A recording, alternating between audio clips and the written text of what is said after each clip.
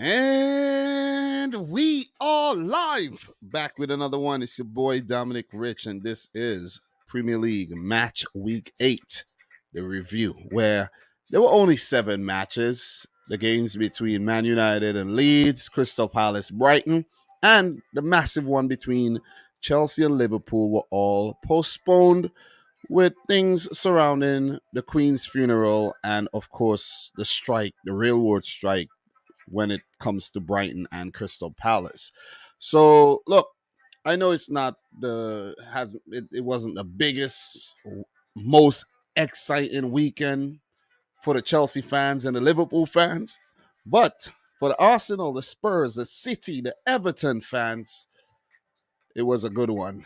Indeed, indeed, indeed. The show must go on, even without the likes of Liverpool, Chelsea, and Man United. But we will touch on those teams a bit today as well. Okay, so I don't plan to be super long. I got some things to do, but I can't abandon match week 8. I have to come and I have to talk things. I have to talk results and all that good stuff. So, guys, without further ado, let's get into the proceedings. Let's get down to business. All right. So, look, the Queen, I think, was laid to rest today. I haven't been really following things, to be honest. And you could see the article says clubs and fans pay tribute to Queen Elizabeth. I was actually doing some research, looking down the lineage and, all the kings and queens of the last couple centuries. I was it was quite fascinating, and I was actually looking into how they died and all of that, and all that good stuff. I did some royal family research there. So before we do get into the games, there was some awards that was actually given out, and I want to actually find the part, the news where the article where the awards were made. But look, before we get into that, let's just talk some of the news here. Brighton appoint Italian manager Roberto De Zerbi as head coach. Okay, so let's just run through this article really quick and talk Roberto De Zerbi, new manager in the league after Graham Potter left for Chelsea. All right, so let's just put that up there and talk that really quick. De Zerbi confirmed as new head coach. Italian agrees 4-year contract. Okay, so Brighton said that we are delighted to confirm the appointment of Roberto De Zerbi as club's new head coach on a 4-year contract, subject to the granting of a work permit. He will get the work permit. Roberto De Zerbi, well, from what I know of recent past, managed Shakhtar Donetsk, and he wasn't there no more. I don't know if it's because of the war or whatever, but I'm not going to get into that right about now. We will learn some more about the new Italian manager in due time, So, yeah, his most recent club was Shakhtar Donetsk, indeed. But this is a long article, so we're not going to go through the article verbatim. So I'm going to just leave that. But just at the end, it says he led the small Emilian club to consecutive 8th-place finishes in Serie A. And that club that they're actually talking about is he Palermo and Benevento. So, he also managed Sassuolo as well. So we're not really going to look into all of this, but just to give a quick announcement, Brighton has a new manager. Okay, so Adam Lallana would not be a player manager like I actually read. Also, I have to touch on this before I forget that Nwaneri makes history as youngest Premier League player, and he definitely looks the part that he could become a very good player. But what I like Mikel Arteta to do is not just introduce him to the world as the youngest ever top flight player and then he disappears. You see what I mean? Keep him on the bench, 5 substitutes available, play him in comfortable situations. You're in the Europa League, let him get a couple, minutes over there as well, and hone this player into what could be a future great. So ready to feel old? Arsenal brought on a 15-year-old who was born in 2007. That is just for your information. I have a daughter that was born in 2010. She's going to be 13. So that could be this guy's father, okay? I'm 20 years older than this dude right here. So history was made on Sunday as Arsenal midfielder Ethan Nwaneri became the youngest player to feature in a Premier League match, aged 15 and 181 days. Nwaneri came on in stoppage time of Arsenal's 3-0 win at Brentford that took them back to the top of the table. So you could see Nwaneri right there, and it says Arsenal Academy. So I figure, he's been doing well in the academy and he gets rewarded for his good work. So, look, born in 2007, Nwaneri takes the record off Liverpool's Harvey Elliott, who was 16 and 30 days old when he made his debut for Fulham against Wolverhampton Wanderers in May of 2019. He also became the youngest player to appear in a top flight history. Derek Foster was the previous record holder, having played for Sunderland in 1964, aged 15 and 184 days. So the youngest players in Premier League history is right there. Nwaneri, 15 years old, Harvey Elliott, Matthew Briggs, Isaiah Brown, and Aaron Lennon for Leeds, 16 years old. And somewhere on that list should be James Milner as well, but we're not going to go through the whole list though. So, I'm not going to get too deep into that either. We're not doing that, okay? We won't. So let me see if I see the other news that I actually want to look into here. I want to talk about the play of the month and all of that because they came out. Definitely was dropped. So let me see if there's anything here with awards. Monthly awards. We got it. We got it. We got it. Big up to everybody in the stream. Demo J in the house. Ilyas Abs. Jordan Hyman. The Lego dude. Everybody, man, in here coming back for the heat. You know what I'm saying? Dom's been chilling. You know what I mean? I've been taking it easy. The game's a little saturated. So you guys have a lot of content to watch anyways. But I'm still here, though. I'm still here doing my thing. Even though I'm not as present as I used to be, but I'm showing up every week. I talk Premier League match days. I talk Champions League, Europa League. I'm still here, but I'm just not going extra hard like I used to. So look, Erling Haaland, Player of the Month, like I predicted. 5 appearances, 9 goals, 2 hat tricks, and he now has 11 goals. So he's on a roll, man. You know what I'm saying? Definitely on a roll. Electric Erling, they call him. And look, it was unanimous. It was going to be no one else. And we're in September. He scored twice. I don't think we're going to have any more games in September. So if you want to predict who's going to be Player of the Month for September, that's one's going to be hard to call. It could be Son with the hat trick he scored. Who knows? It could be someone from Arsenal. Who knows? It could be someone from Man City again. But we'll talk about that another time. Mikel Arteta, like I predicted, he deserved it. 5 wins in 5 matches. But guys, don't forget, there's a manager by the name of Nuno Espirito Santo. I think won Manager of the Month back in August 2021.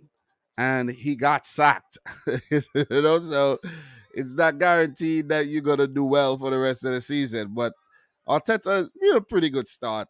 6 wins and a loss. Not bad at all in 7 games. Alon Sid Maximo with goal of the month. I did see that goal. It was a good goal, but it could have been anybody, to be honest. Yeah, it definitely could have been anybody. And save of the month goes to Nick Pope. Brighton versus Newcastle there. And it could have been anybody for that save too. I was surprised that Jordan Pickford was not nominated for, save of the month there. So, and I did run into the Premier League 2 Player of the Month as well. And who was it? I think it was, let me see. Let me just do a quick research here.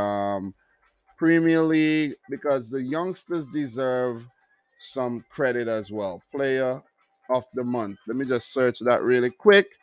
And let me find that right now. So, look, let me see. Premier League 2 Player of the Month. All right, August 22 Player of the Month shortlist. Let me see if the Premier League 2 player was on there. All right, so I got something here for the nominees, but I don't have anything for the player who won it. But let me just share this right here. So September 8th, the article, Cannon, Everton, Maswan of Leicester, Fernandez, Leeds, Thompson, Sunderland, O'Neill of Fulham, Kamara, Norwich, Ballard, Southampton, and Perkins of Leeds. So who won it? Who won it? Let me see. Last season, James McAtee of Man City won it.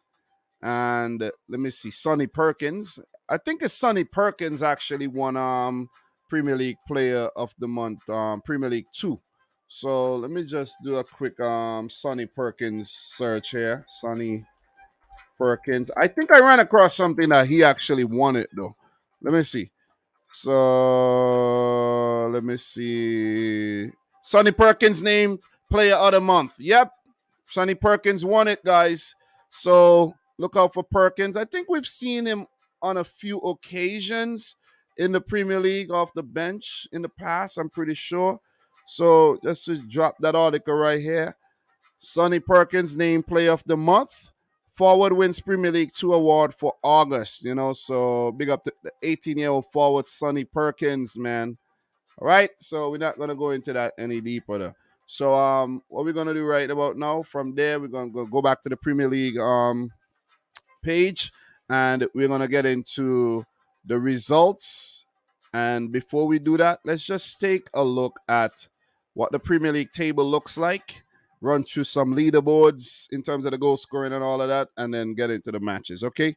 So Arsenal on top, 18 points. Man City second with 17, still unbeaten, plus 17 goal difference there. Keep an eye on that. Spurs third, also unbeaten with 17 points.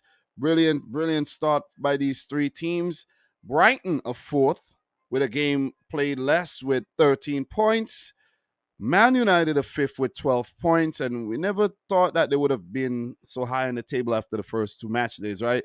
Fulham a sixth. Fulham on fire, man. I'm really glad that I predicted Fulham to stay up though, because what Fulham's been doing this season is nothing short of brilliant.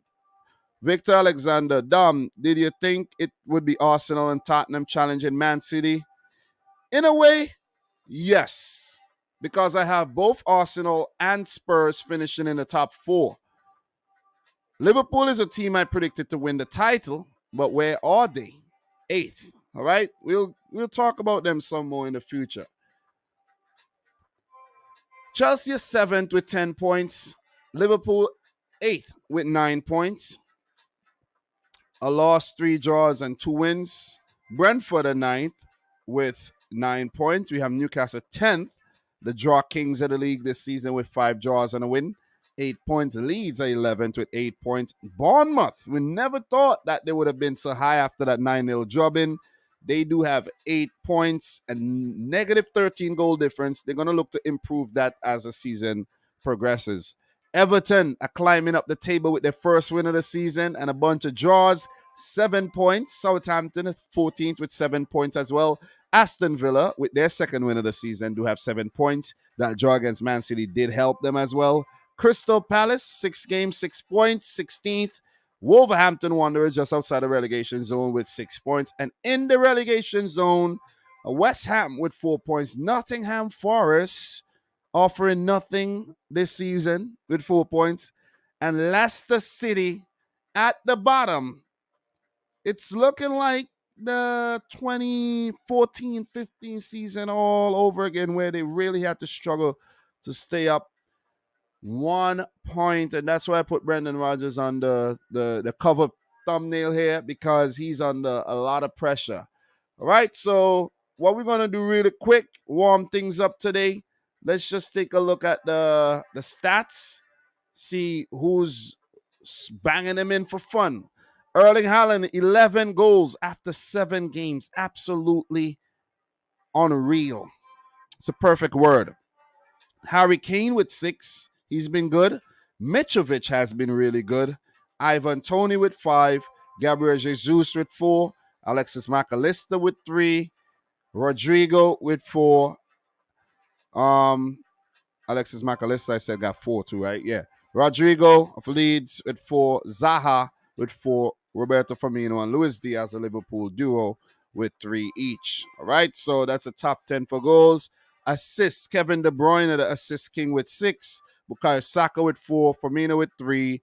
Gabriel Jesus, Jack Harrison, Dejan Kulusevski, Bernardo, Silva, Ivan Perisic, Kenny Tete, and Granit Xhaka all has 3. So clean sheets, Edison on top with 4. Jose Sa, Nick Pope, Aaron Ramsdale, Robert Sanchez all with 3. Alisson De Gea, Lloris, Asmir Begovic, and Lucas Fabianski rounds off the top 10. In terms of the passes, you could see 4 Man City player on the top because that's the style of football.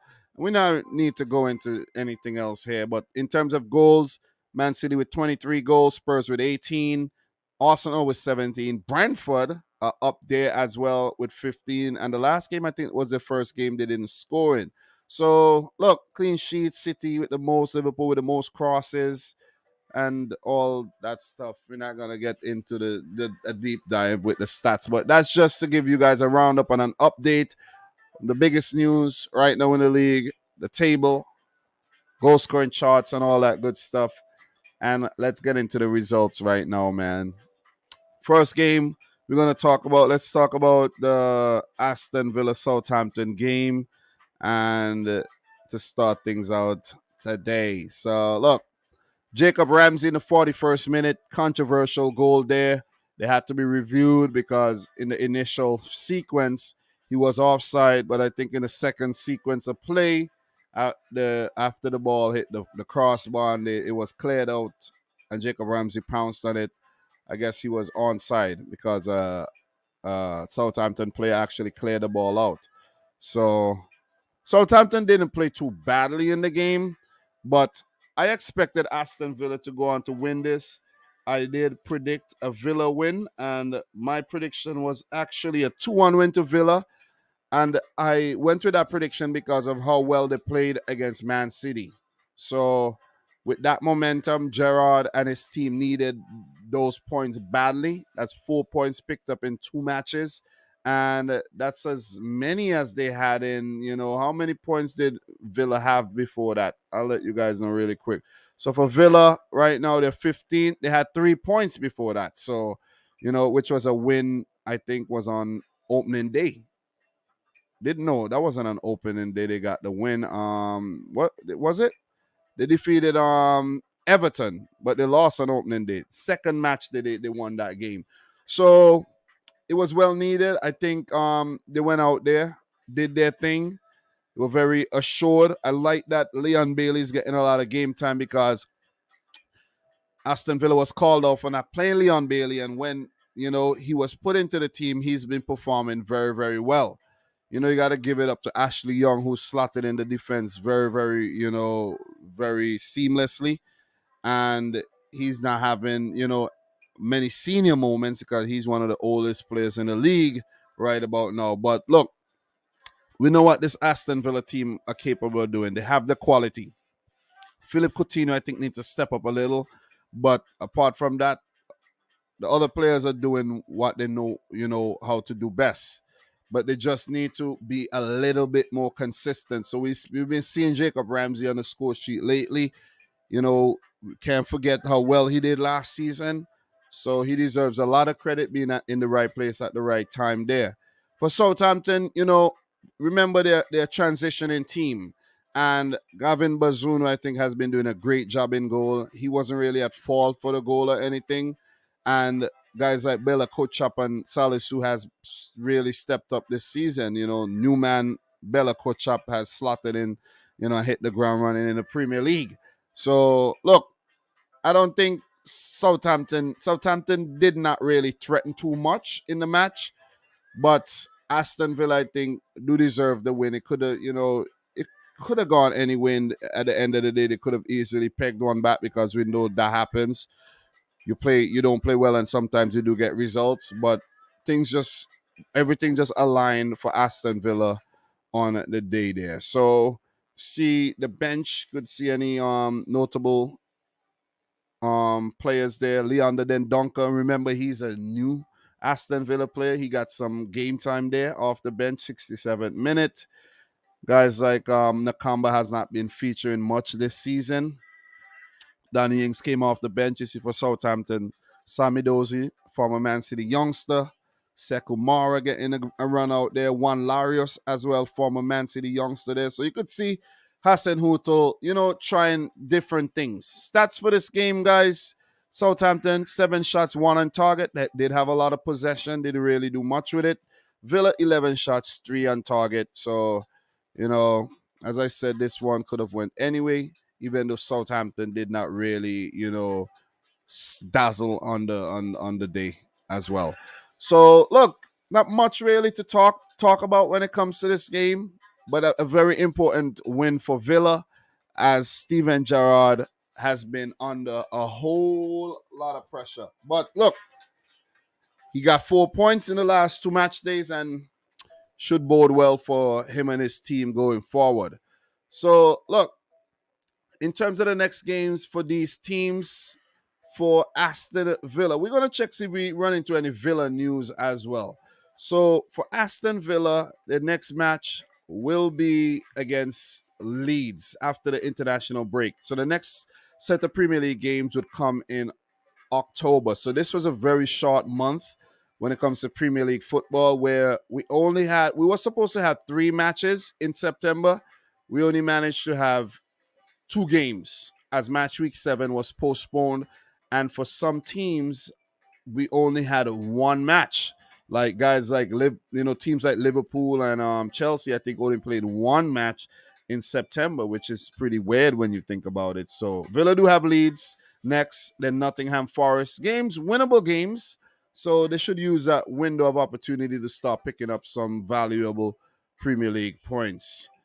So in terms of the next team, Southampton, a 14th, 7 points as well, similar to Aston Villa. Their next game will be against Everton. Then they do face Man City, then West Ham United. So big up to everybody in the stream right about now. Appreciate you guys tuning in for yet another match day review. And in terms of Villa, I'm just looking to see if we have any news updates that we could actually touch on. And nothing really since the game. Let me see. Yeah, nothing really to really talk about. You know what I mean? I'll give you some more updates when it comes to the preview for the October games. All right. So yeah, in terms of Southampton, I like to just give you guys some updates for each of the teams, because there's things that we could actually miss that could slip through the cracks.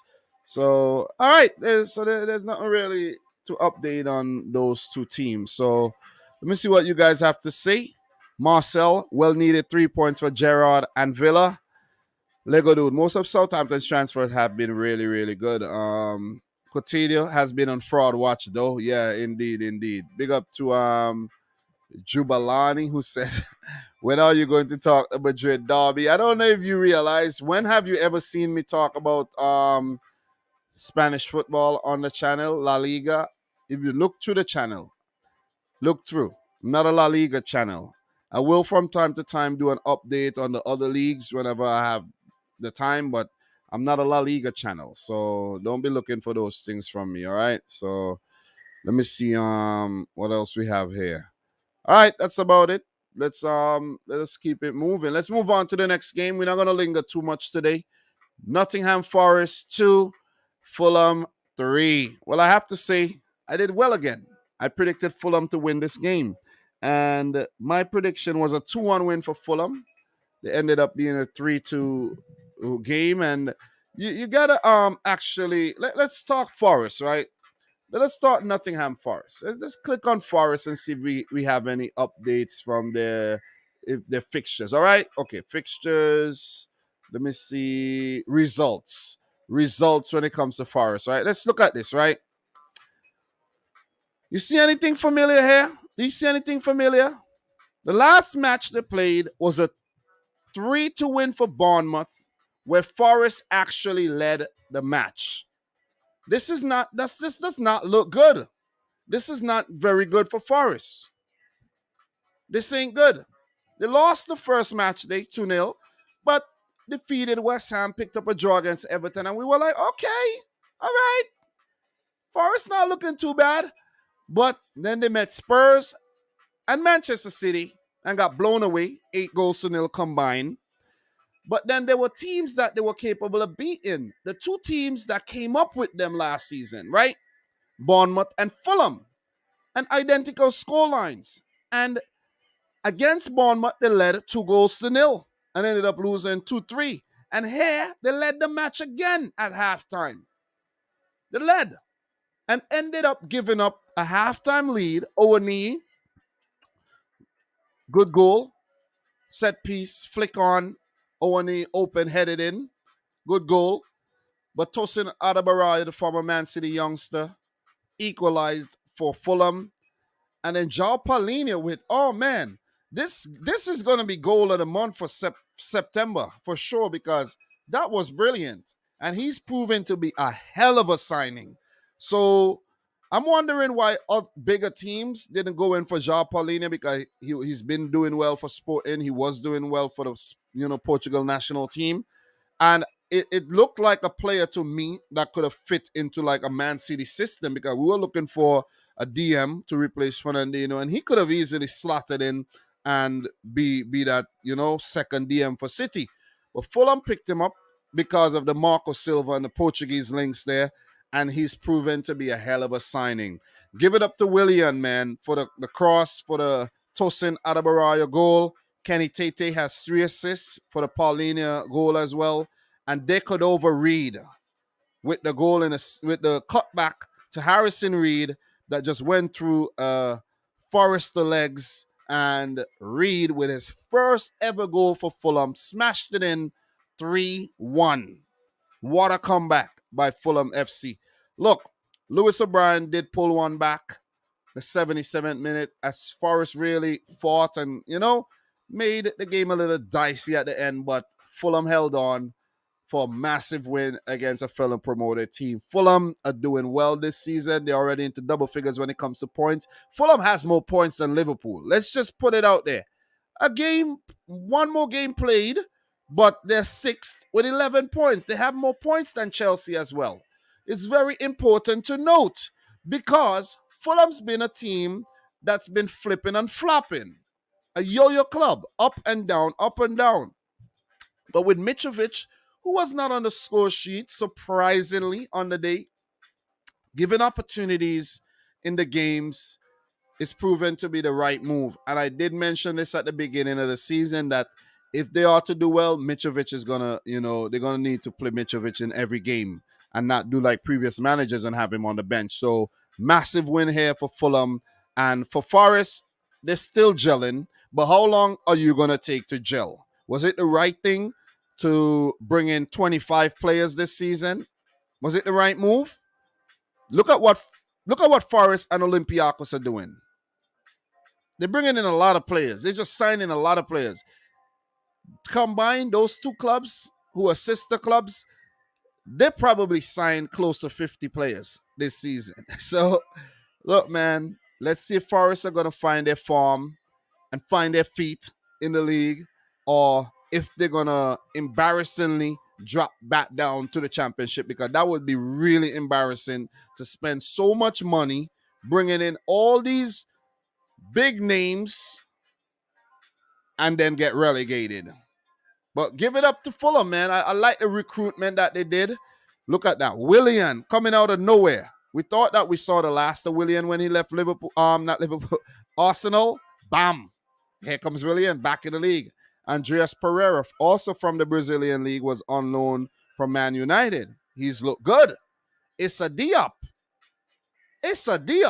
Out of position, but still Issa Diop from West Ham. These are some good signings. Bert Leno from Arsenal, who was too good to be a backup goalkeeper. And we could keep going. Paulinho from Sporting, who's been doing well in the Portuguese league. Mbabu, Shane Duffy from Brighton. I think they need to give Nathaniel Chalobah some game time. He hasn't been, I don't think he run onto the field this season, maybe one or twice. Daniel James. That's a surprise signing, but who knows? Maybe it'll work out. And Carlos Vinicius, who we might see, more often in the future if, Mitrovic's form fell off. But look, I'm really worried about Nottingham Forest. I predicted them to come in 13th this season. Don't look like that's gonna happen, man. It don't look like it's gonna happen at all. Not at all. So big up to everybody in the stream. That's Forest Fulham for you. Those are my thoughts. And in terms of the two teams, Fulham, in terms of the next game, their next match will be on the 1st of October against Newcastle. Then they do face West Ham in a London derby, followed by a game against Bournemouth. As for Forest, who's in the relegation zone as we speak, 19th, their next game will be against Leicester. Listen, the best possible team you could play right about now, Leicester City, who are struggling at the bottom. The only team below Forest are Leicester, and that's gonna be a good game. If it ends in a draw, it will be a bummer for both teams, I think. But points are points. But one of those teams need to take the Bulls by the horn and win that game. Then they do have a match against Aston Villa, Wolves, and Brighton under new management. So if Forest are to really recover, October will be the perfect time to do so. And I mean early October because they do have Liverpool and Arsenal at the back end. So there's going to be 6 match days in October. A lot of work to do in a month just before the World Cup. It's coming fast. It's coming fast. And I haven't even put out my World Cup content yet. I don't know what I'm waiting for, but I need to get it cracking though. And I definitely need to get it going because October is going to be a busy month. I'm going to be traveling, to England. I'm going to go to see my first Premier League game, guys, which will be Liverpool versus Manchester City.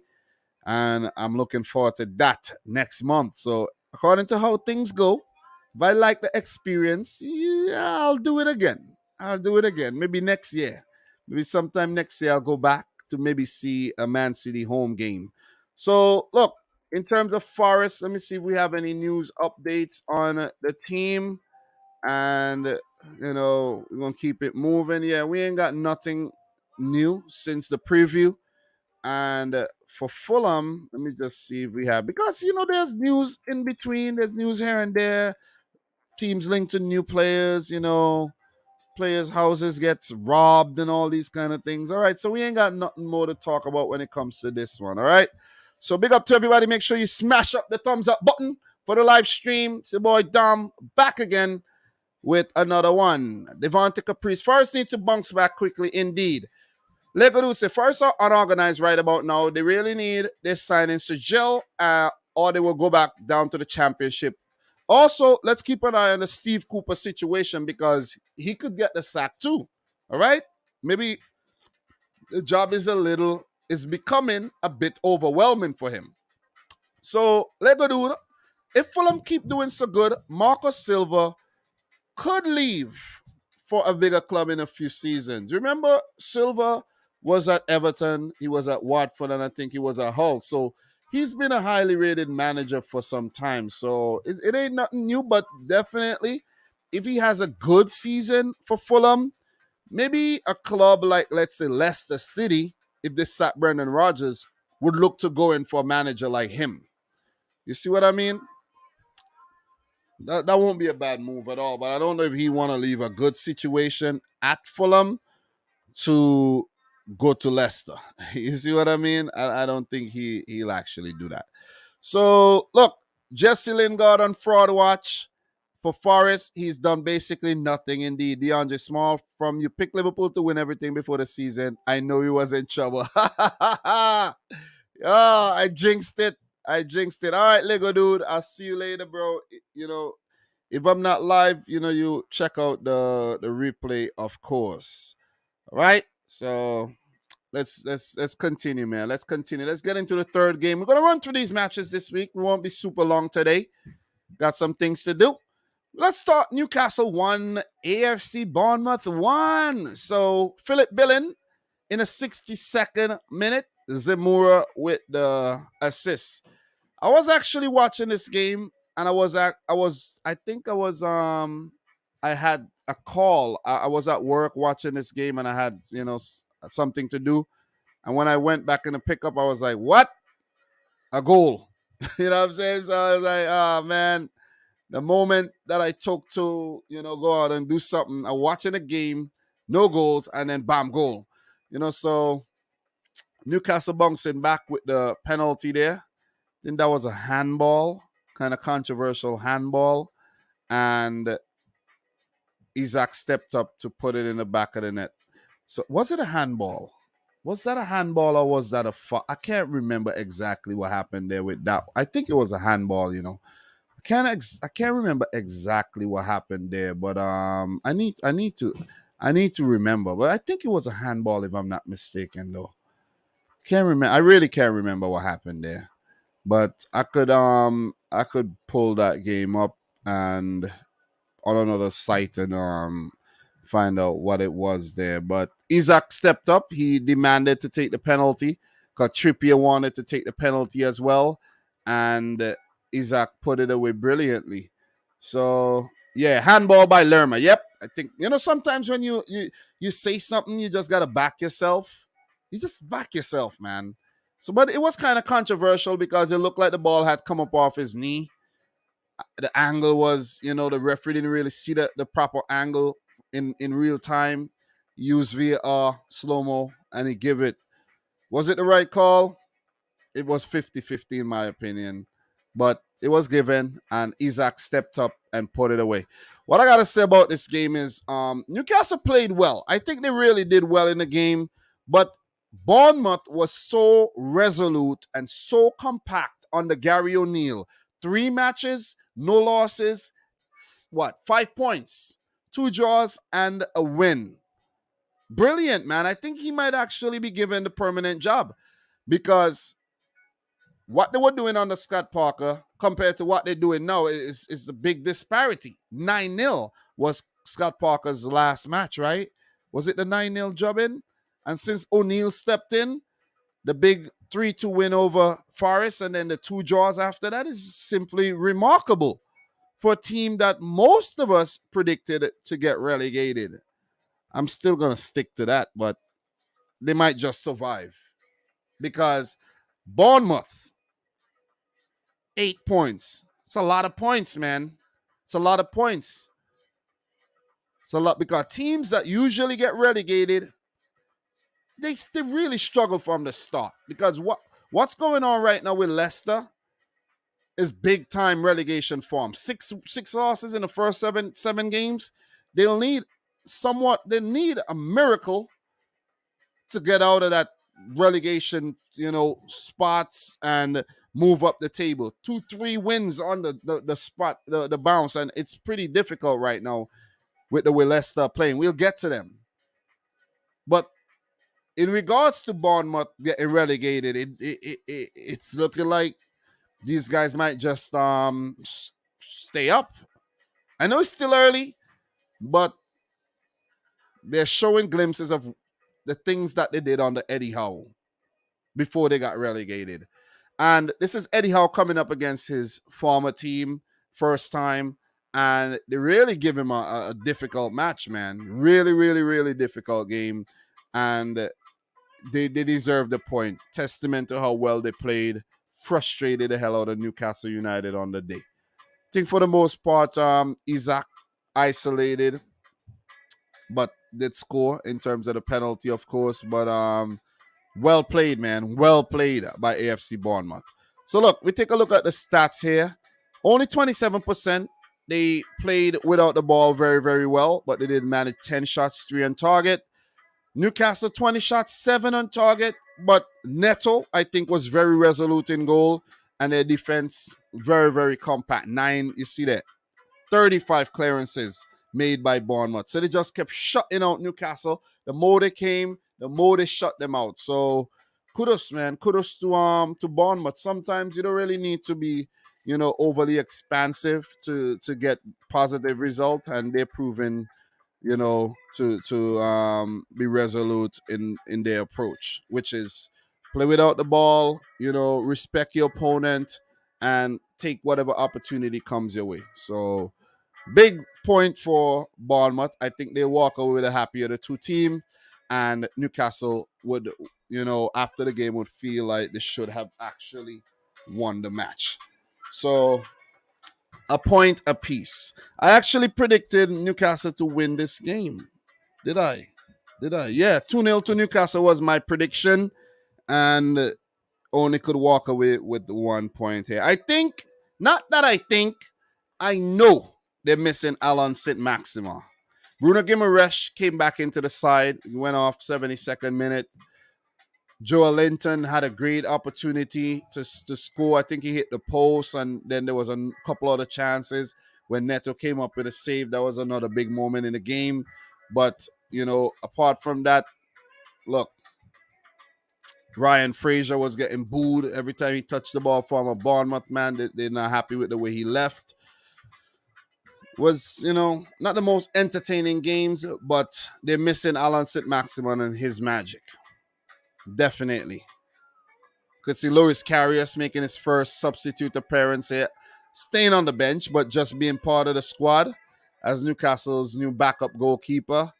And Jacob Murphy, Sean Longstaff, and Chris Wood coming off the bench here. Jadon Anthony was brought on late to see if he could pull off the heroics of the previous game where they came back from behind to defeat Nottingham Forest. So Kiefer Moore late in the match. Jack Stevens on loan from Southampton also got a run out. Nice to see Junior Stanislas fit again. See him in the future. Very creative player. So, look, big point for Bournemouth and might be a disappointing one for Newcastle United, who I think are finding it very difficult to score goals this season because Newcastle are 10th. They do have 8 goals, but they've also let in 7. So it's plus 1 goal difference. And this is compared to, more prolific teams in the league right now. Brighton do have 11 goals. Fulham has 12. Liverpool with 15. Brentford with 15. Leeds with 10. So they're on the lower side. It's not super low, but they're on the lower side. No, am I reading out the I'm reading out the right stats there. Yeah, so they're on the lower side there. So in terms of Newcastle United, the next game will be against Brentford. That'll be a good one. Then they face Man United and Everton. And for Bournemouth, who are 12th with 8 points, same amount of points as Newcastle, 2 wins, 2 draws, and 3 losses. Their next game will be also against Brentford. So let me. What did I say? Did I say Brentford is the next game for Newcastle as well? Newcastle will play Fulham, then Brentford. Okay. All right. So just to see if I have any news updates on any other 2 teams after the game was played. Newcastle United. I think it's too soon for any news updates, actually. You know what I mean? So let me see. Yeah, we ain't got nothing there to really talk about in terms of any news updates. I just like to check that out. But for Bournemouth, we might get something if they want to, bring in a new manager or something like that. So let me see. Yeah, nothing when it comes to the new managers there though. I spoke about everything news updates before the game. All right, so big up to everybody in the stream. Guys, make sure you smash the thumbs up button. BX Gunner in the house. Liverpool in 8, looking dire. Victor Alexander Leicester to get relegated along with Bournemouth. Johnny Longs, I can't imagine Leicester getting relegated. That's weird. I know, right? I know, because they've been doing so well. I'm not a fan of any one of those teams, but in that case, then Tottenham better win the league. Well, it looks like it's going to be a 3-way race between City, Arsenal, and Tottenham so far, at least. Big up Johnny Longs in the house. Appreciate you coming through. You see Lego Dude leaving, Johnny Longs coming in. Big up to everybody in the house right about now, guys. Smash up the thumbs up button for the stream, all right? Thanks for the continued support. I know I'm not live like, I'm live pretty often, but in terms of like individual videos, I don't put out a lot these days because it's time consuming. And another reason for that is my laptop's been broken for a couple months. I think it's been broken all year, and that has kind of set me back. And I've not prioritized buying a new laptop, to be honest, because I could easily buy like a Microsoft laptop, but a Windows laptop, I should say. But I'm an Apple guy. I do have a Microsoft computer that I'm using right now, but that's not portable. So the portability, I liked the MacBook with the iPhone. I could transfer files and pictures and all of that with AirDrop, and it's just better for productivity. And I have like an app called Final Cut Pro. Paid $100 for it a couple years ago. It's just better for me, man. And my son just threw my laptop off the table. He just threw it on the ground, and I don't have Apple Care, so I wasn't able to pay $100 and get my screen fixed. I'm a buy a new one, but it has to wait. Maybe I'll treat myself for my birthday. That's next year, But I might have to. I don't know, bro. I might have to invest in a Windows laptop just to cut out some clips and make thumbnails when I'm on the go and all of that kind of stuff. But right now, I'm struggling with the productivity when I'm not at home. And when I'm home these days, I've been, doing other things. So let's get into the next game. Everton 1, West Ham nil. What was actually my prediction for this game? Let me tell you. I predicted a 1-1 draw. Could have been a 1-1 draw, but Everton managed to eke out a narrow win. A well-deserved win at the end of the day because I think they've been playing some good football. I don't think I've predicted Everton to lose many games this season, and they haven't, right? 7 games we've played this season. Everton, they've lost 2, drawn 4, and that was their first win of the season. They've actually gone 5 games now without losing, and that's testament to the way they're set up defensively. So you got to give Lampard a lot of credit. He brought in Neil Maupay, and he's hit the ground running. He played well against Liverpool where they picked up a 0-0 draw. And now with the winner, which was a banger of a goal, Alex Iwobi has been a player transformed, dropping into the midfield. Iwobi to Maupay, just swivel, good first touch, and to just hit it to beat Fabianski. That was a hell of a goal, man. I think West Ham did hit the post in this match. It could have ended in a 1-1 draw. Could have ended in a West Ham win. Could have ended in well, yeah, it did end in a loss for West Ham. Getting a little carried away there. But I think it's a deserved win for their hard work and their consistency this season there. Because even in the 2 games that they lost, they didn't play badly. They really didn't. And Frank Lampard's been under a little bit of pressure. And the team's, been struggling with a lot of injuries. Key players like Yerry Mina, Ben Godfrey. You have even a Mason Holgate. More importantly, a Dominic Calvert-Lewin, Abdoulaye Doucouré. These guys have been injured, and it really affected the team dynamic. And they had to, really graft out these results. And they grafted out another one, which was a win this time. Neil Maupay in the 53rd minute. So kudos to Everton and their hard work. But West Ham, they have been a very unlucky team this season and uncharacteristically poor in front of goal. They've not been finding the back of the net at all. And we know West Ham are a team that just bang them in for fun. West Ham has only scored 3 goals this season. 3. And that's weird. How in the world has West Ham only scored 3 goals this season? 3, along with Wolves, are the lowest scoring teams in the league so far. And their defense has not been that bad, but it's still in the middle tier. And that's really uncharacteristic of this West Ham team under David Moyes that, been qualifying for Europe the last couple seasons. Last year, they came in 8th. The previous season, were in the Europa League. Last year, what they did, they beat Liverpool. They I can't remember who every team they beat, but I'm pretty sure they knocked off most of the top teams last season. And they've been a shadow of that team. And I think the team has been more improved in terms of personnel. Now, when you look around the West Ham team, right? Look around the team. Kara brought in. Paqueta brought in. Money spent.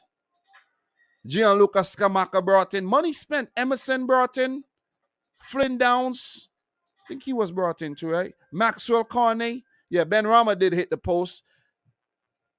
Players brought in, but it just has not been the same. They're doing well in the Europa Conference League. Yeah, of course, they're doing well, but that's the Conference League. This is a different kind of quality. This is a different caliber, of players. Conference League is the lowest tier in Europe.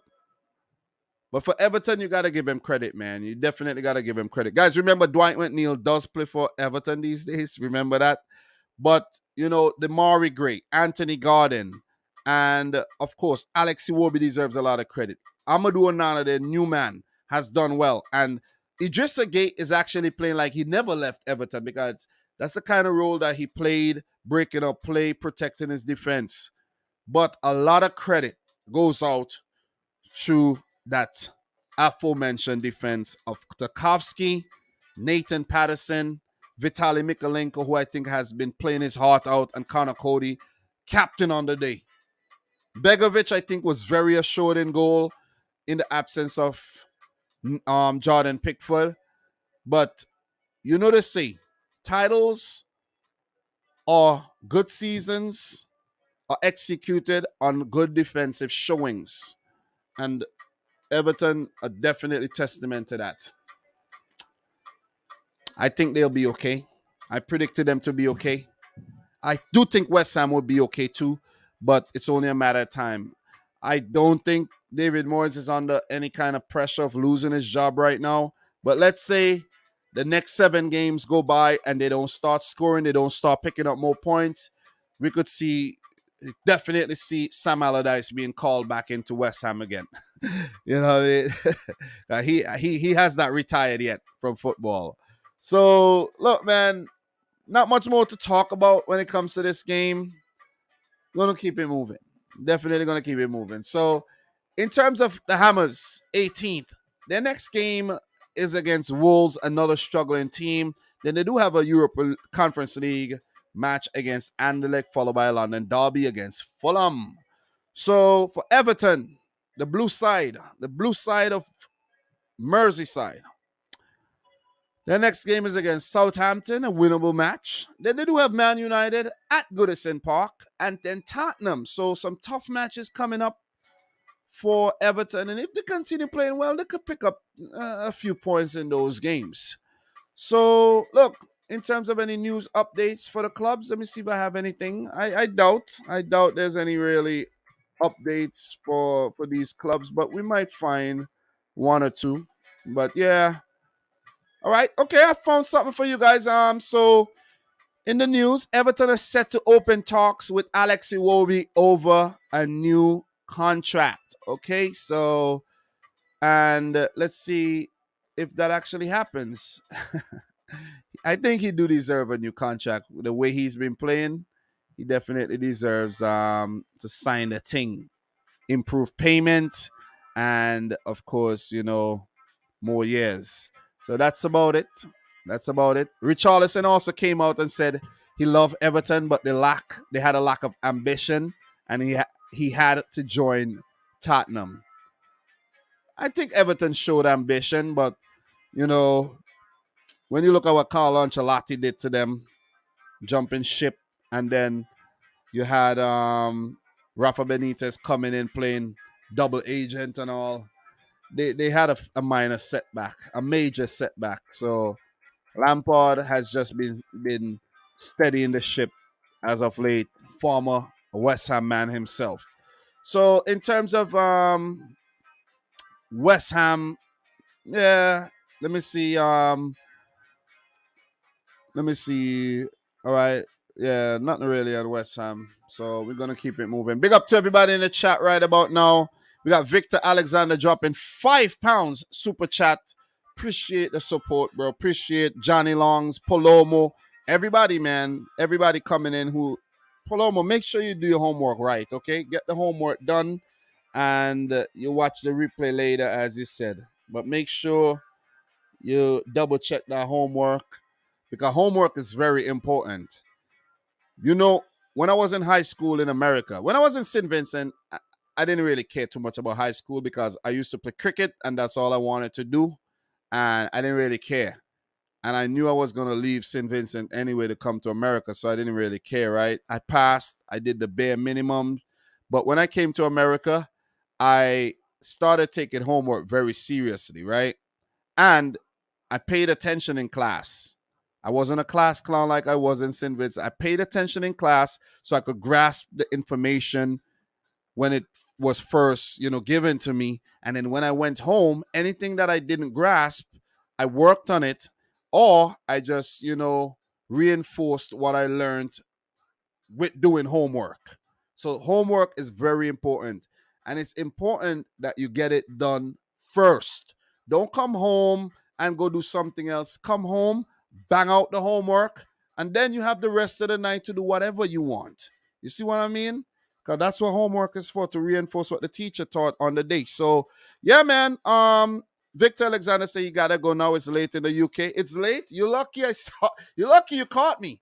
Because I usually do these at 9:30, which would have been 2:30 in the AM over in England, though. But appreciate you coming through. Thanks for dropping a super chat. And see you next time, my bro. So BX gonna say West Ham are lacking indeed.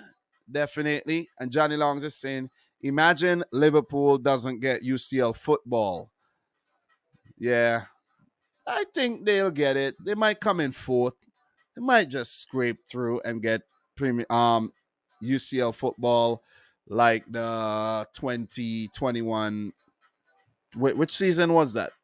That was the 2020-21 season. 2020-21 season where Allison scored that goal. So they'll be all right, man. You can't compete with City every season, man. It's very, very difficult to keep up with the type of intensity that Man City bring. Very difficult. Very, very difficult. You know what I mean? You might injure your whole team trying to keep up. So very, very, very tough. So we're going to keep it moving, guys. And we got 3 matches left to talk about. Let's talk about the game between Brentford and Arsenal. I didn't watch this game live, but I did watch the 19-minute highlight over on NBC YouTube channel. 19 minutes, of highlights. I don't think it was necessary. 19 minutes. I don't think it was necessary, but okay, to each his own. Arsenal bouncing back after the loss to Manchester United, and they've been doing well in the Europa League as well. 3-0. William Saliba in the header in the 17th minute, Saka with the assist. Gabriel Jesus with the second goal in the 28th minute. Granit Xhaka with the assist, and Bukayo Saka with another assist for the Fabio Vieira goal, his first start for Arsenal in the absence of Martin Odegaard, and he banging a left-footed goal to kickstart his Arsenal career. Also, just notable mention, the youngster was brought on there, and what's his name again? Let's just touch on this one again. Ethan Waneri. I think the N is actually silent. Ketia Waneri. The N is silent. Marquinhos came off the bench. I think Marquinhos deserved more game time after what he did in the Europa League. Albert Sambilakanga has been starting a lot of games lately, but he came off the bench along with Takehiro Tomiyasu. So, look, it was a one-sided match. Very, very one-sided. I'm disappointed in Brentford here. They really didn't put up a fight. They didn't. They really didn't. They didn't scratch the surface here. They really didn't, man. Got to give it to Arsenal for bouncing back, because we know they're a type of team, when they start losing, they could start, get into that funk of, losing consecutive matches and, going through that period, and we're like, oh boy, here we go again with Arsenal. But Premier League Manager of the Month for August, Mikel Arteta, said, hey man, get it together. Get it together, okay? You got a major setback, a minor, sorry. Pardon my English. It's my language. My English. It's not my first language. It's a minor setback against United. I'm talking about. I'm speaking for Mikel Arteta, right? Bounce back against Brentford in this London derby, and they surely did, man. They were clinical, and they show why they were the team on top of the table. So Arsenal with the win go up 18 points, 6 wins, 1 loss, on top of the league, and Are Arsenal going to actually compete for the title this season with Manchester City and Spurs? Are we going to see Liverpool, Man United, Chelsea join the party, even a Brighton? Who knows? Let's see how long Arsenal could keep this up for. Let's just monitor that. Kieran Tierney coming in for the injured Zinchenko as well, must be noted. And Thomas Partey back in the team from an injury layoff, and he's been dealing with some controversy on his side as well, but I don't think anything will stick with that. Martinelli has been playing well this season. Granit Xhaka has been solid. Arsenal captain. It's amazing how he's bounced back after that whole debacle a couple seasons ago. Matt Turner, fresh off his Arsenal debut in the Europa League as well. So, look, let's see if Mikel Arteta is going to give Waneri some more time. Let's see how Arsenal do this season if they continue to be consistent. Look, on the other side for Brentford, they've been scoring in every match this season, and first match I think they haven't scored in. See Mikkel Damsgaard coming off the bench. John Wissa wasn't able to pull off his usual heroics. Shannon Baptiste off the bench as well.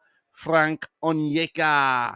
I think Vitaly Janel got injured in this game, so that could be a setback for them. It's either Janelt or Jensen got injured, I think. One of them got injured. But look, not the typical Brentford performance that we've seen this season where they fight back and they're very gritty. Nice to see Christopher Aya back in the team as well. He's been, on the sidelines with injury, so he's rejoined his fellow Scandinavian Pontus Janssen and the new man from Burnley, Ben Mee. So, look, let's just touch on the stats really quick. Pretty one-sided. Arsenal dominating possession. 13 shots, 7 on target. Brentford 5, 2 on target. You could see the touches, the passing, accuracy, everything here for Arsenal. They were very dominant in the match, man. Defensively and offensively, and do deserve the 3 points on the day. Because remember, Brentford, on their first ever Premier League match, let's go to the head-to-head and you see exactly what I'm talking about, defeated Arsenal last season. So Arsenal do have a bone to pick with this Brentford team. They did beat them narrowly last season in the second game, but convincingly this time around to continue their charge on top, the summit of the Premier League table. Let me know your thoughts on Arsenal. Let me know if you think the Gunners will actually compete for the title. Let me know if you think Brentford would stay up this season. Talk that second season syndrome. Are they going to have it? Or they're going to, wiggle their way and survive? In terms of the two teams, Arsenal on top of the table, 18 points. The next match would be the big one, a London derby. North London derby to be exact, against Spurs. Woo! That's a good one. Maybe I need to get back in my groove and start doing combine 11s and things like that again, right? Guys, I've been slacking. I've been slacking, right? Arsenal, Tottenham, combine 11. That's going to be a difficult one to do. Then they do face Bodo Glimt. That would be a stern test. And then Liverpool. Back-to-back games against Bodo Glimt. And they do face Spurs and Liverpool. They do have Leeds and Manchester City. The next 6 games are going to be very, very crucial for Arsenal. Let me just put it out there. Look, let's click on Arsenal and let's look at their schedule and you'll see exactly what I'm talking about, right? Look at this. Just take a look at this. Spurs, Liverpool, Leeds. Where's the City game? Oh, yeah, that one's postponed. Sorry about that. That one's postponed to accommodate the PSV game. Very difficult games. Forget about the City game, but the Spurs and the Liverpool game. This is going to be the real test. Both games are at the Emirates. So it's imperative that Arsenal take advantage of, being at home and win those games, which will be a huge setback for both Spurs and Liverpool that will give them a little distance away from those clubs, and so they could only focus on maybe Manchester City. keep an eye on the Arsenal situation, guys. Keep an eye on Arsenal. All right. So, look, big up to everybody in the stream. Make sure you smash up the thumbs up button for the video. In terms of Brentford, who are ninth, great start. Minor setback with the loss. The next game will be against Bournemouth. Very winnable game. Very winnable. Newcastle, Brighton, winnable games for Brentford, man. So if Thomas Frank and his boys are to stay up and play another season in the league, they have to pick up points in these games that are actually winnable, and there's a high win probability. So, guys, with that being said, let's keep it moving. But before we do, big up to everybody in the stream.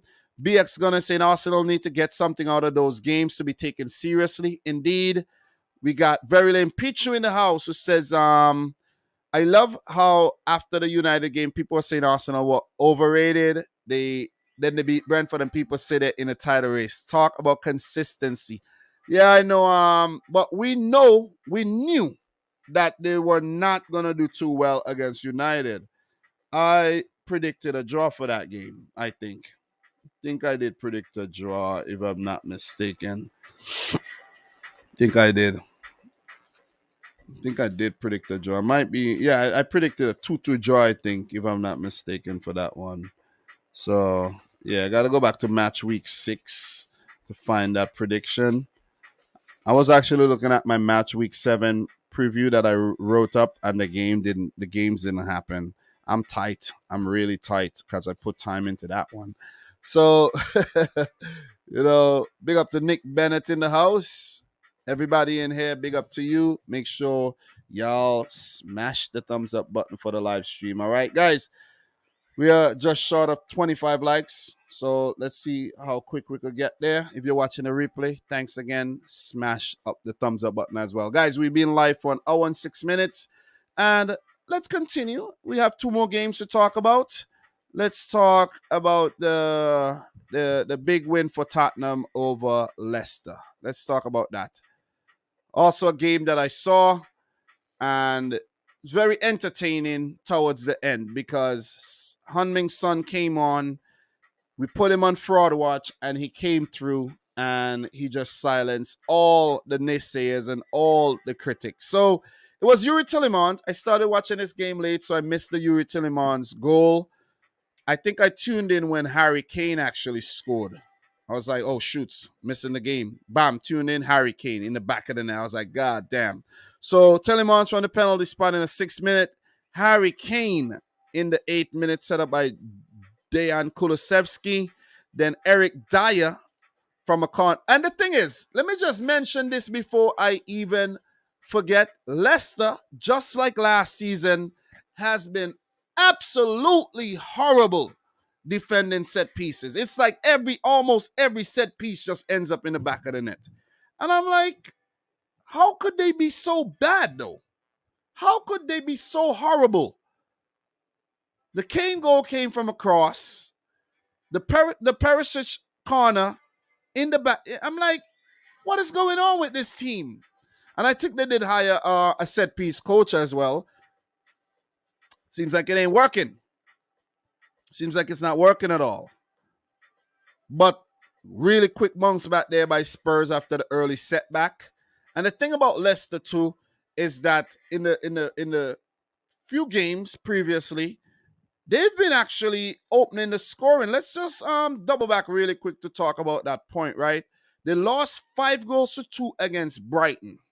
Guess who scored first in that game? Leicester. First minute, bam, in the back of the net. And then after that, they went 2-1 down. So the same thing happened again here. They did equalize against Brighton, but Brighton came back with a really good cameo in the second half there through Alexis McAllister and Trossard. And the rest is history, as they say. I don't know what's going on with this Leicester City team at all. I really don't know. I don't know if things are just stale. They need a new manager. They need that new philosophy.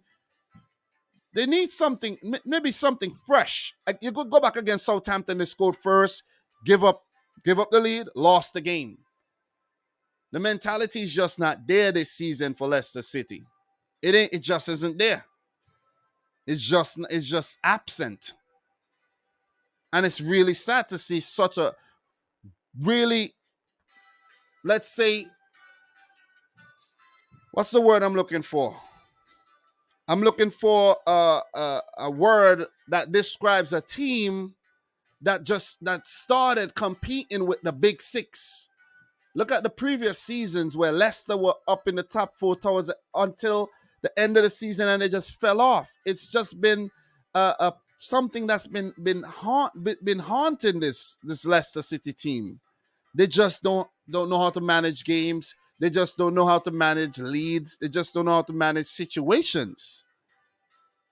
Maybe they need a new manager. Maybe they do.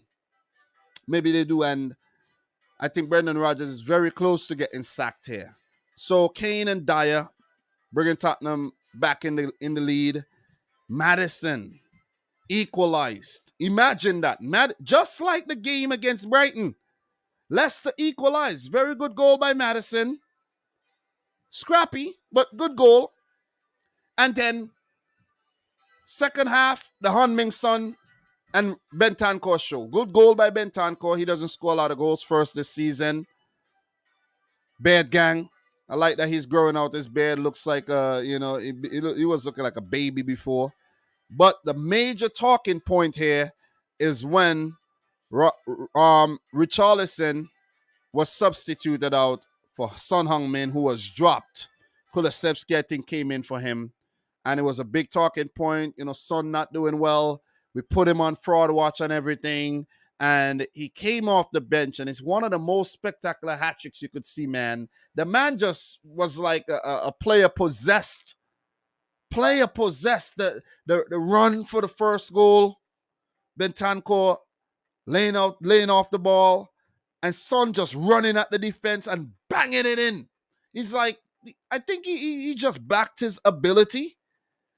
Long distance shot in the back of the net. I was like, God damn, Son is back, baby. Try getting him up. Try dropping him now. Try dropping Son now. He's back. He's back. Because how could you go 7 games? 7 games and not score 6, I think, right? Well, he hasn't been scoring I don't think he's been scoring in the Champions League. But first Premier League goal of the season, and you hit it from distance like that. And then the second goal, a similar type of goal as well, this time with the left foot, 84th minute. And 2 minutes later, played in. Goal was chalked off for offside initially. Flag went up, but then on VAR review, it was given. Brilliant hat trick. It was a 15-minute hat trick. Son basically said, talk shit now, man. Talk. What you got to say now? What do you got to say? That was the execution in the second half by Spurs.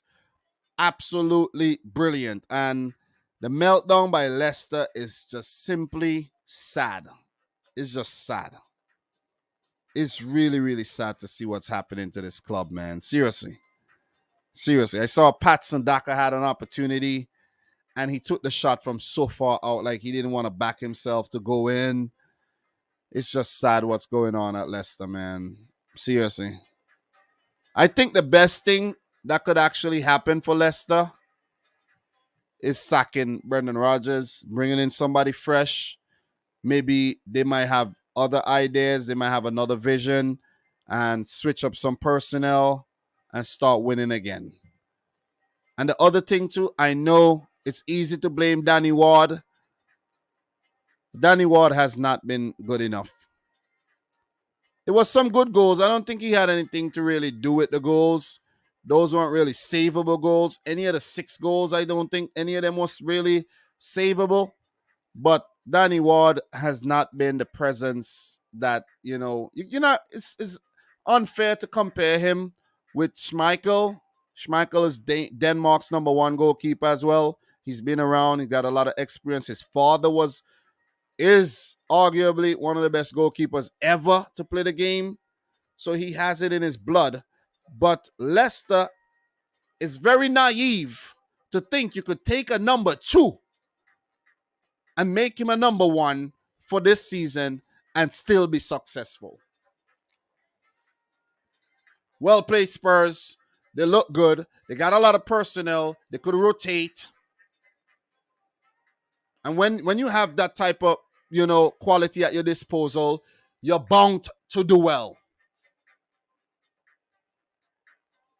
Massive win, 6-2. Leicester, back-to-back beatdowns. Rinsed, put out to dry. 11 goals conceded. 4 scored. Somebody ring the alarm, please. Ring the alarm.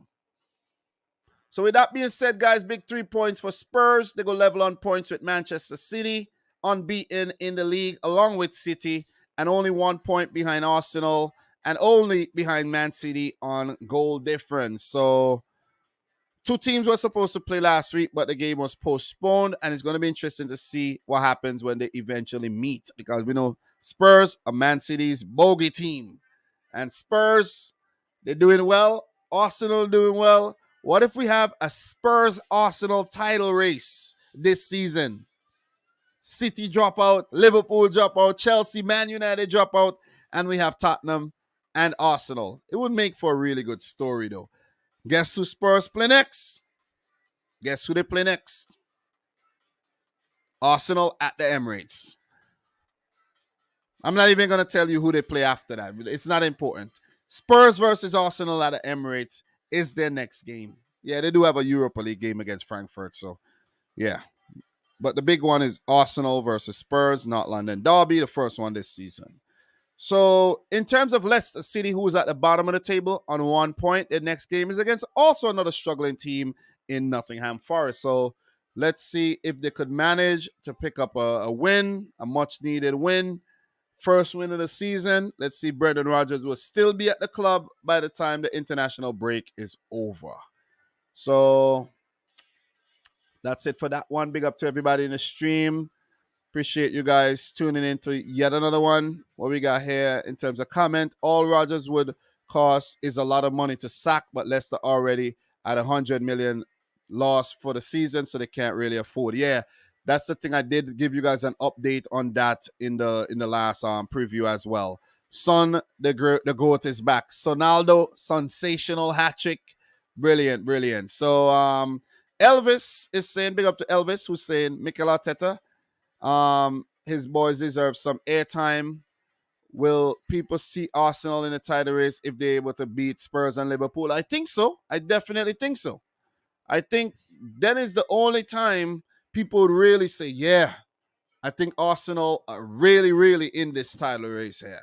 So, guys, just to touch on the final game of the review, and that would be another comfortable win here for City, 3-0 against Wolves. Guys, I actually started watching this game late. It's not something I do, but I caught the game late because I stayed home from work on Saturday, but I didn't wake up in time to watch the game. I woke up like around maybe 30 minutes in. Haaland had already scored. I actually tuned into the game the exact minute Nathan Collins got sent off. I tuned into Collins getting shown the red card. 33 minutes into the game is when I tuned in. Jack Grealish a tap-in, Kevin De Bruyne with the assist, and the Foden goal is also an identical goal for an identical goal for the Foden goal and the Jack Grealish goal. Because I think with the Grealish goal, it was like Foden flicking the ball on to De Bruyne. And I think it's something that the team has been working on in training. Pass the ball to one player while the other player makes the run, flick from outside of the heel, and cross. Jack Grealish tap in.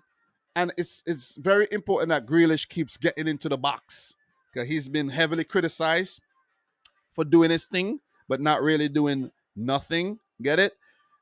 Erling Haaland with that right-footed goal had to, like bust his way through the defense and, shoot with his right foot. Yet another goal for the big Norwegian to take his tally up to 11 in the league. And I think about 13 for Manchester City, if I'm not mistaken. Or it could be more. Can't keep track of this guy, Haaland, man. Scoring for fun. The Phil Foden goal was brilliant. And that was, as I said, identical to the Grealish goal, where it was Haaland that time actually flicking on the ball to De Bruyne. So I love to see, the attackers getting involved. Bernardo with the assist there for the Haaland goal. Foden, Grealish, Haaland chipping in with the goals. Kevin De Bruyne with the assists. It's just a sensational team to watch. And Wolves, they really didn't threaten. And just to rub salt in the wound, that Nathan Collins sending off made it even more difficult for Wolverhampton Wanderers here. And Bruno Lage, who, it's been a poor start to their season. They haven't been scoring enough goals, where Podence has two, and I think they have only three goals this season. They've been very poor in front of goal, and defensively, they've been picked apart in some games. We look at the stats here for this game. 59, well, about almost 60% possession for City, 16 shots, 7 on target. Look at Wolves, 6 shots, 1 on target. Edison hardly had anything to do in this game, man, and it's just sad. It's just sad the way Wolves have started this season. They haven't played badly, but the quality is just lacking, man. It's just lacking. They brought in Sasha Kaladzic. He got injured, so it kind of just give them a big setback there. Diego Costa was brought in. Can't remember seeing him coming off the bench in this game. He was there, so it's just been a sad season so far, man. You could see Chem Campbell. Who is he? Never heard of him before. Boubacar Traore, the new man on loan from Metz, got to run out. Hwang Hee-chan got to run out. Nelson Semedo, back from injury, I think, got to run out there. So I think going down to 10 men against City, one of the most difficult things you could do is actually, hold up in that game, in a game like that. But I think they did. But it's also, partly because Man City just went, drop gears. They just played the game in second gear and didn't really press the issue too much in this match. They really didn't. Really didn't. But also, notable mention, Manuel Akanji making his Premier League debut, because he's played 2 matches in the Champions League, 2 starts, and it seems as if he's become one of Pep's favorite players, because he's just been, involved in the last 3 consecutive games that Man City have played. Let me just make sure I get that. I think so. I don't think he made any Premier League appearances before the he played in the Champions League. I think his Champions League debut for Man City was also his Manchester City debut, but I could definitely double check that. Yep, that was actually his Premier League debut after the 2 Champions League appearances. And I think let me see something. Let me see something. I can't remember. I'm getting old. I'm really getting old. Yeah. 2 clean sheets and the goal conceded against Dortmund, of course. But 2 clean sheets is pretty good. He's played the 90 minutes in all 3 matches. So you see that quality signing, guys. It gives guys like Laporte time to recover. Nathan Ake as well, who's not been 100% fit, time to, strengthen, and pushing John Stones over at right back. John Stones been doing a great job, man. Ooh, that goal in the Dortmund game. John Stones has turned into, a right back. You gotta give him a lot of credit for the versatility, and I like John Stones' attitude as well, because when he's not playing, he's not whining and crying down the place. He gets paid very well. He's been very patient, and he's been heavily criticized, but I like how he bunks back. He's been playing at right back. He could play at defensive midfield as well, because I think he did slot into defensive midfield later on in the game, I think, if I'm not mistaken, when I think he did. if I'm not mistaken. When Sergio Gomez came on, Jao Cancelo went over the other side, and John Stones like went more central. Because Rodri went off. So Stones, man, and I don't want to say he's a jack of all trades, but more of a utility type player in the defensive roles for us this season. So quality performance, man. It felt good. No scares in the game really. Cole Palmer came off the bench along with Julian Alvarez, Mares, and Cole Gundogan. And it's just nice. I love that there's 5 substitutes now. So with that, rule being implemented, and I think it will be going forward because of the amount of football that's being played, it gives players opportunities to recover, to rest, and it also an opportunity to give youngsters a run out and develop new players. Kyle Walker, he's been dealing with some injury. He didn't get a run out along with Nathan Ake. Also, in some news for Manchester City, Calvin Phillips will undergo surgery on his shoulder, but should be back in time to make the England World Cup squad. So let's keep an eye on that Calvin Phillips situation as well. So look, man, another quality performance. Look at Foden. He's playing so assured. Good game for Grealish. Grealish has not been that bad this season. I just want him being more involved, picking up some assists, picking up some goals. I don't just want to see him playing and getting fouled 100 times and not really contributing in terms of the goals and assists. Erling Haaland, how great he has been. Erling Haaland hit the ground running in the Premier League. You know, he's just proven to be, the player everyone expected and maybe not expected him to be, because there was a lot of critics that says he's going to flop. And the way he's playing right now, he could end up scoring 40 goals this season. He could score 40 goals. Seven games, 11 goals. If he continues like this, he'll actually score more goals than anyone did last season in 14 matches before the halfway. This is simply amazing, man. This is building. This is really, really building to be something great. I don't want to hype it up. I don't want to jinx it. I don't want Erling Haaland injured either, because that could be something, a big setback for Man City. Even though we know how to play with the false nine, we have Julian Alvarez as well. I don't want this player injured. I want Erling Haaland fit all season. If that's the case, 100 points, man. 100 points. 100 points and about 45 goals for Erling Haaland. Maybe 50. Maybe 50 goals. It's crazy. As Lego Dude is saying, he's a cheat code. Indeed, a cheat code. So, Lego Dude, Kyle Walker and Fraud Watch, maybe a little bit. Costa wasn't fit enough to play, just a little bit. Five subs rule. 5 subs was a good rule change indeed. Yes, Johnny Longs, tell them, smash up the thumbs up button, guys. Let's get up to 25 likes before we call it a day, because we're about to run up out of here. An hour and a half, almost. We're closing in. Not much more to add when it comes to this game, but for Wolves, I think they should bounce back. They have enough quality to just pull things back and, pick up some quality points there. So, look, with that being said, guys, we're not going to drag this on any longer.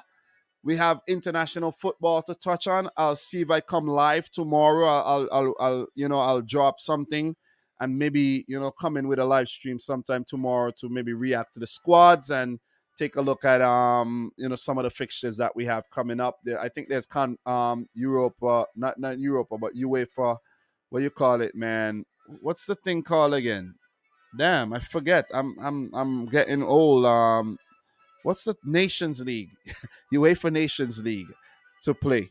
So, look, for Manchester City, who are third, they're not the league leaders. They're not third, second in the league, pardon me. Next game would be against Manchester United. So the next weekend is going to be a big fat one, because we have Man City versus Man United coming up next week, next match week, right? We got Tottenham versus Arsenal. Liverpool coming back there to play against Brighton. These are some big games. West Ham Wolves, two struggling teams. Forest versus Leicester, two struggling teams. Leeds versus Aston Villa as well. That's going to be a good one. So match week 9 is going to be one to definitely look forward to, where we're going to get into like the first quarter of the season. And I have to do a first quarter review as well. So yeah. So in terms of City, of course, I mentioned they play Manchester United in the Manchester Derby. I wanted to go to watch that game, but it was a bit too early. I wanted to give myself some time. Then City play Copenhagen. Then they do play Southampton, Copenhagen again in the Champions League, and the Liverpool Manchester City game. Fingers crossed, everything goes well. I'll be at that game. Guys. I will be there. Tickets booked. I booked a hotel. I booked my flight. And I even booked a car because I want to drive around. I want to say, I'm going to go see the Etihad Stadium or something. You know what I mean? Look, I'll be in England. My first trip to Europe as well. Hopefully everything goes smooth. And, I enjoy the experience, man. Because it's going to be an expensive trip as well. All those things, equal maybe all those hotel, car, flight, around $1,000, around $1,100. Plus, I gotta spend and everything. I spend money on food and gas, petrol, and I have to work on my. I gotta work on my English accent.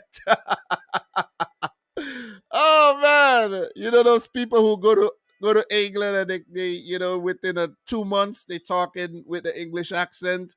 Shame on y'all. So look, in terms of Wolves, man, woo! The next game is against West Ham United, followed by a clash against Chelsea, then Forest. All right. So guys, there you have it. Match week 8, the review, an hour and a half.